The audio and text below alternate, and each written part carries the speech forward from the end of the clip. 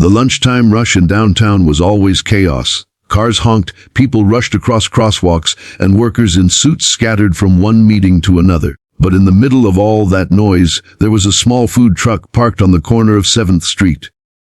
It wasn't fancy, its paint was chipped in places, and the little handwritten menu board leaned slightly to one side. But the aroma that floated out of that truck could stop anyone in their tracks. The smell of sizzling onions, warm bread, and freshly cooked spices always made hungry people line up no matter how long the wait.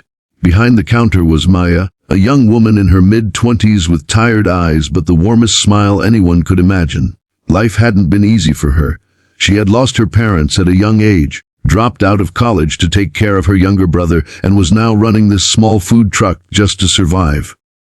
Every day was a struggle, broken equipment, bills piling up, endless hours of standing on her feet. But Maya kept going because she had no choice. She had her little brother to feed, rent to pay, and dreams she refused to let die.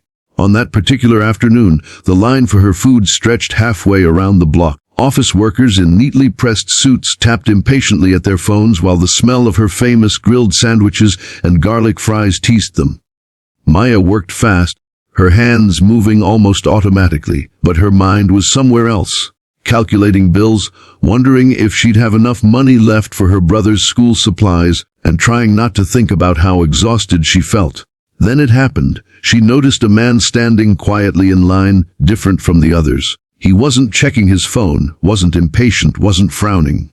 He just waited, his tall frame slightly leaning forward, his eyes fixed on her. He wore a simple dark blazer over a crisp white shirt, but everything about him screamed confidence and quiet authority.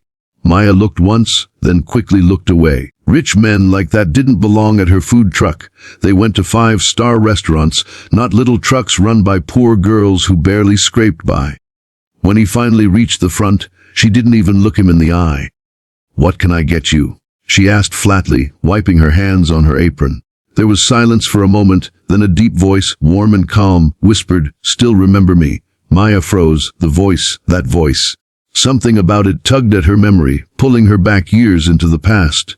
Slowly she looked up, and when her eyes met his, her heart skipped a beat. It was Adrian Carter, her childhood friend.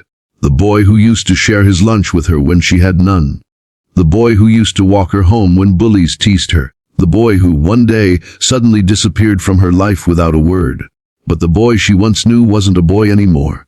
He had grown into a man, strong, confident, successful, and not just successful. Adrian Carter had become a name people whispered in awe. He was a millionaire CEO now, owner of a global tech company, the kind of man who appeared on magazine covers and business interviews. And here he was, standing at her food truck, smiling at her as though no time had passed. Maya's lips trembled, but she quickly looked away, pretending to focus on the food. "You must be mistaken. I don't know you." Her voice was clipped, defensive. She didn't want him to see the struggle in her eyes, the pain of how far she had fallen compared to him. But Adrian didn't move. He didn't order. He just stood there, his gaze steady, and softly said, "Maya, I'd know those eyes anywhere. You can ignore me if you want, but I'll wait here. As long as it takes." Her heart ached at his words. Memories of laughter in the schoolyard, of late-night talks under the stars, of promises made and broken, all came flooding back. She wanted to scream at him for leaving, she wanted to cry. But instead, she shoved the food into his hands and said, "Next customer, please."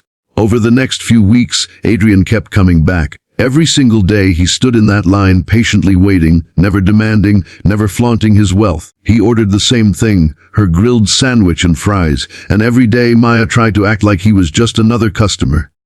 But deep down, it tore at her. Why was he here? Why now after all these years? At night she lay awake thinking about him.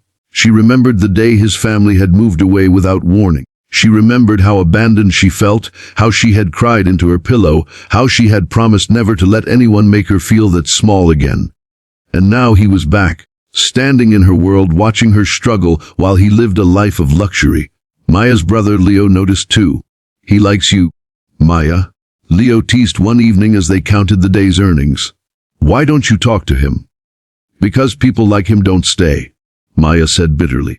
"And I'm not going to let him see how broken I am." But Leo shook his head. "Or maybe he came back because he remembers who you are.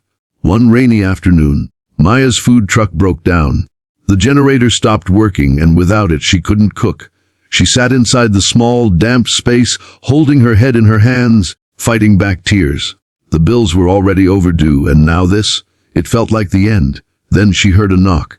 She looked up, and there was Adrian standing in the rain, holding an umbrella. "Let me help," he said simply.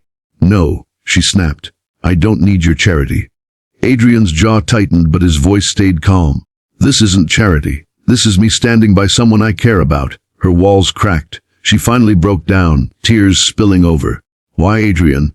Why are you here? Why now? Do you want to pity me, to see how pathetic my life has become?" Adrian stepped closer, his eyes soft. "No, Maya.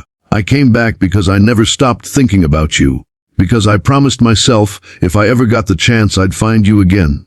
Not to pity you, but to stand beside you. It wasn't easy." Maya's pride clashed with Adrian's determination. She resisted his help, afraid of depending on him, afraid of losing herself again. But slowly she realized that Adrian wasn't here to rescue her.